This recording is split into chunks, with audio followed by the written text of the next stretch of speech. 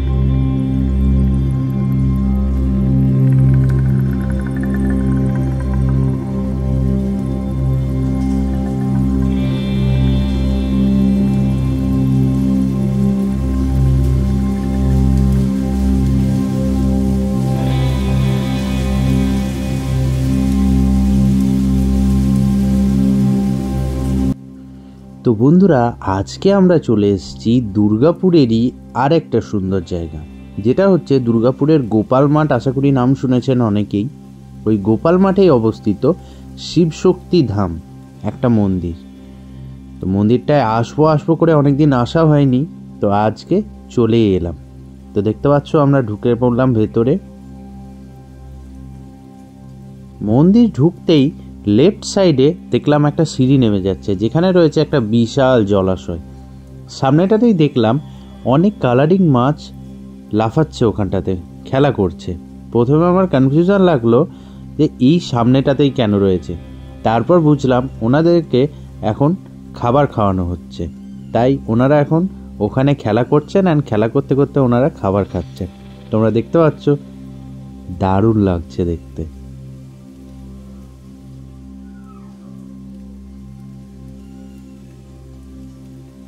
তোমরা দেখতে পাচ্ছ জলাশয়টা কিন্তু অনেকটাই বড়, আজ বেশ ভালোভাবে মেনটেন করা হয় জলাশয়টাকে, কারণ পরিষ্কার পরিচ্ছন্ন একদম।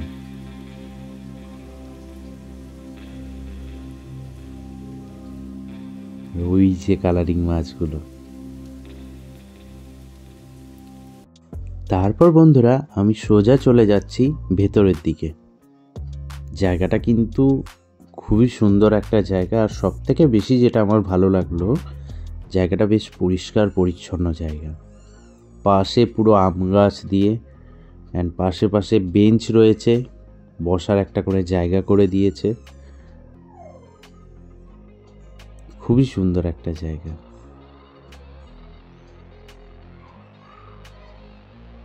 বন্ধুরা, আর একটা কথা আমি তোমাদের সাথে শেয়ার করে রাখি, মন্দিরটা খোলার এবং বন্ধ হওয়ার একটা টাইমিং আছে। যেমন সকাল 8:30 থেকে বেলা 11:30 অবধি, অ্যান্ড বিকেল 5টা থেকে সন্ধ্যে 7টা অবধি মন্দিরটা খোলা থাকে। শুধু এই টাইমটাতেই খোলা থাকে, কারণ আমি এসেছিলাম 3:30 নাগাদ। আমি 3:30 থেকে 5টা অবধি আমাকে ওয়েট করতে হলো মন্দিরটা খোলার জন্য। তবে সত্যি কথা বলতে ওয়েট করে কিন্তু একটা দারুণ জিনিস দেখতে পেয়েছি। চলো দেখাই তোমাদের।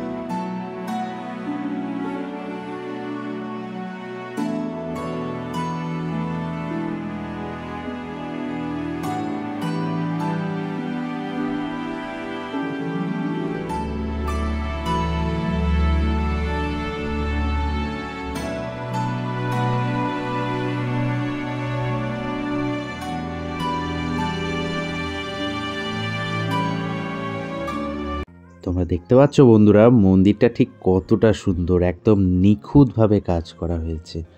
হ্যাঁ, এটা দুর্গাপুরের গোপাল মাঠে অবস্থিত মন্দির, শিবশক্তি ধাম এটার নাম। অনেকেই আশা করি তোমরা এসেছো আগেও। তারা কিন্তু যারা যারা এসেছো, যারা যারা আসো ডেলি এখানে, তারা কিন্তু অবশ্যই যেন কমেন্ট করে আমাকে জানাবে যে কারা কারা এখানে এসেছো অ্যান্ড কেমন লেগেছে তোমাদের। এবার আমি মন্দিরের পুরোটা ঘুরে দেখাবো। আমি এখন যাচ্ছি মন্দিরের ব্যাক সাইডটাতে।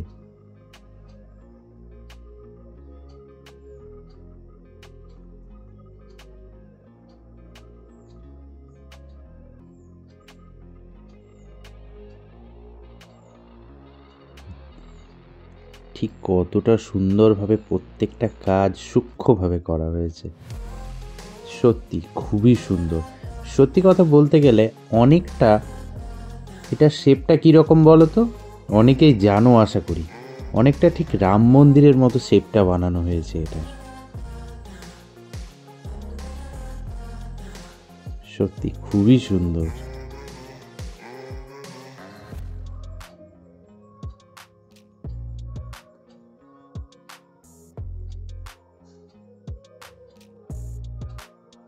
এটা হচ্ছে মন্দিরের ব্যাক সাইডটা। এখন বেসিক্যালি মন্দিরে আরতির আয়োজন চলছে, আমরা আরতিটাই দেখব। আর সত্যি কথা বলতে তোমাদেরকে বললাম না যে আমার ওয়েট করার একটা দারুণ জিনিস দেখতে পেলাম। বেসিক্যালি এখানে দেখার জিনিসটা হচ্ছে লাইটিংটা। মন্দিরের লাইটিংটা এত সুন্দর, আর এত সুন্দরভাবে মন্দিরটা বানানো, তার উপরে লাইটিংগুলো দারুণ লাগছে দেখতে, একদম দেখে মন প্রাণ জুড়িয়ে গেল। আরতিটাও আমরা দেখাবো, তোমরা দেখো। আরেকটু অন্ধকার হলে আরেক রকম লাইটিং হবে, সেটাও আমরা দেখাবো।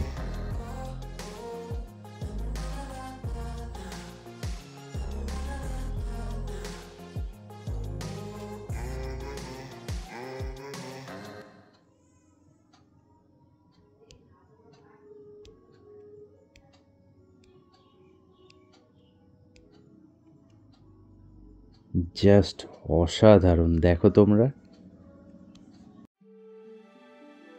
মন্দিরের ঠিক সামনেটাতেই একটা গেট, যেখানে লেখা রয়েছে প্রাইভেট এরিয়া অর সংরক্ষিত এলাকা। আমি গেটের ভেতরে হাত ঢুকিয়ে যতটা পারলাম দেখানোর চেষ্টা করছি। দেখো জাস্ট বন্ধুরা, ঠিক কত সুন্দর ফুল গাছ দিয়ে সাজানো একটা বাগান রয়েছে। সত্যি কথা বলতে গেলে গেটটা লাগানো আছে বলেই কিন্তু এত সুন্দরভাবে রয়েছে। সত্যি অপরূপ দেখতে লাগছে জায়গাটা। এইসব জায়গাতে এলে সত্যি মন প্রাণ জুড়িয়ে যায়।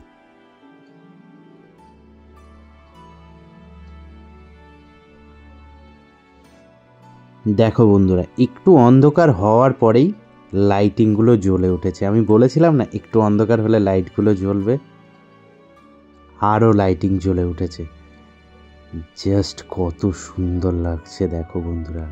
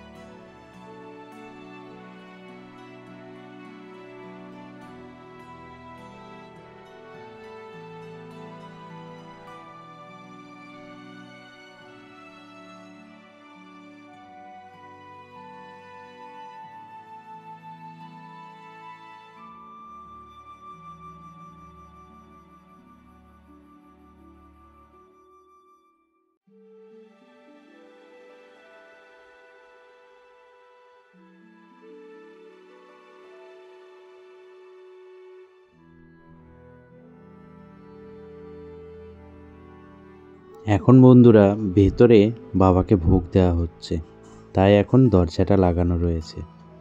আর একটু পরেই দরজাটা খোলা হবে অ্যান্ড আরতি করা হবে।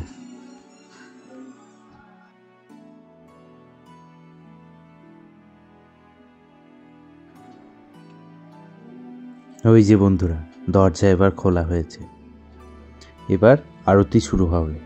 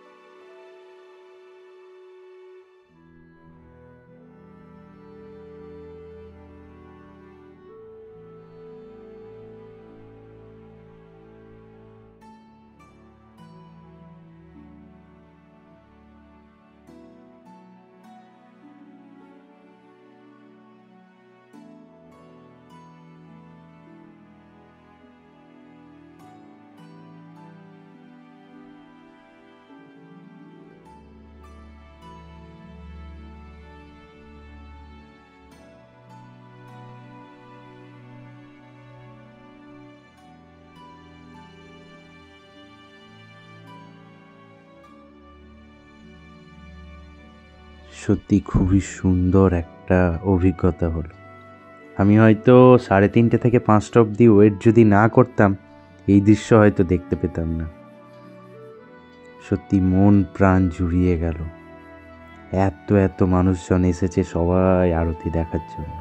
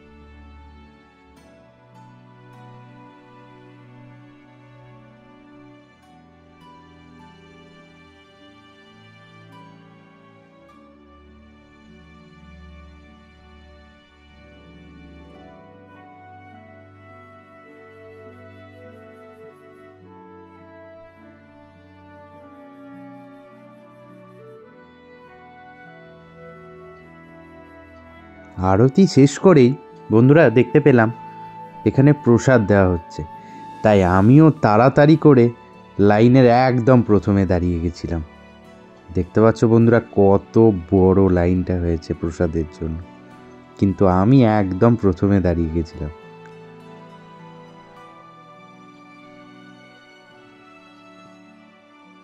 অ্যান্ড প্রসাদও পেয়েছিলাম আমি।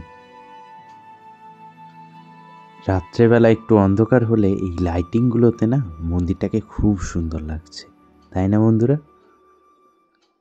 অবশ্যই কিন্তু তোমরা কমেন্ট করে জানাবে তোমরা কে কে এখানে আগে এসেছো অ্যান্ড তোমাদের কেমন লেগেছে জায়গাটা।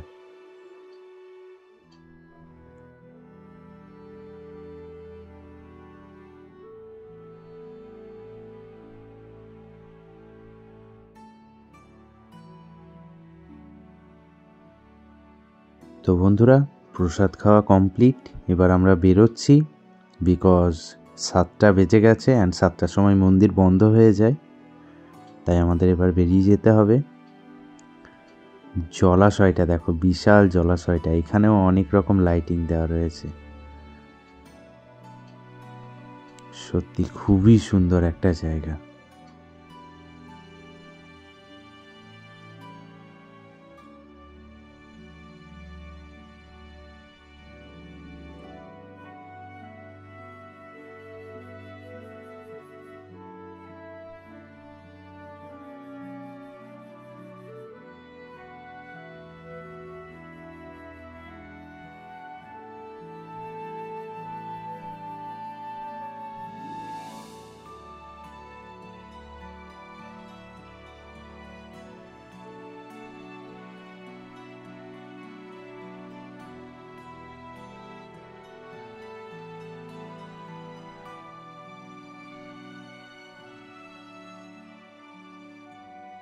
তারপর বন্ধুরা আমি চলে গেছিলাম কনিষ্ক মোড়ের প্রতীক মোমোতে, যেখানে ভ্যারাইটিস রকমের মোমোর আইটেম দাদা করেছেন।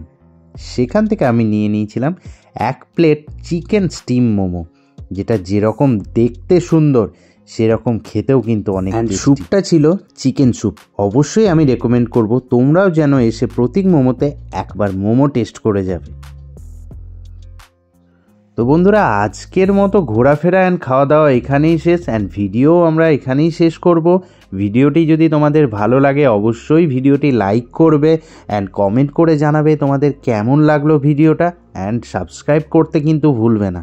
অবশ্যই তোমরা যদি আমার চ্যানেলে নতুন হও চ্যানেলটিকে সাবস্ক্রাইব করে পাশে থাকা বেল নোটিফিকেশানটি অন করে দেবে, যাতে নেক্সট ভিডিওগুলো মিস না যায়।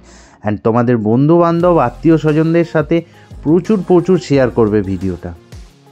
তো চলো তাহলে আজকের মতো টাটা বাই বাই এখানেই।